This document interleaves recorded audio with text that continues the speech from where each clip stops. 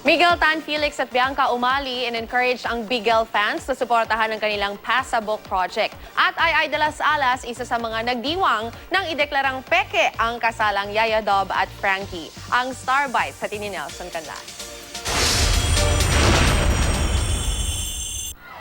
Oh, love of my life, destined forever.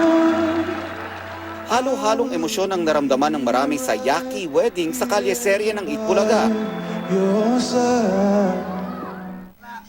Ang comedy concert queen na si Ay de las Alas affected much daw. Di napigilan ni Ay na maiyak sa pagpapakasal ni Yaya Dab kay Frankie Arinoli. Pero dahil sa matinding twist ng kalyeserye, Yung pastor, impostor yung pastor? Naku! Lola, hindi totoo yan! Impostor po ang taong ito. Impostor? Wala po siyang kapangyarihang magsagawa ng kasal. Kaya, peke po, walang bisa ang kasal na ito. kasama rin si Ay sa maraming nagdiwang nang malamang peke pala ang kasal. Ang episode na ito ng kalyeserye umabot sa mahigit 2 million tweets ang naitala gamit ang hashtag na Aldab Against All Odds. Kaya di katakatakang nag-trend ito hindi lang sa Pilipinas, kundi worldwide. Sa meet and greet naman ni Miguel Tan Felix at Bianca Umali, isinabay na rin ng Kapuso Love Team ang panawagan para sa kanilang advocacy.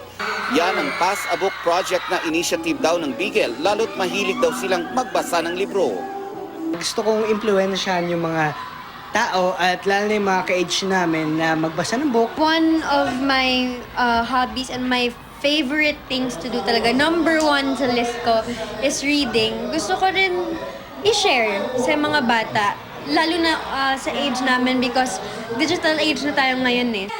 Ini-encourage nila ang lahat na tumulong, maaring mag-donate ng libro at ipadala sa drop boxes sa GMA. Nelson Canlas, GMA News.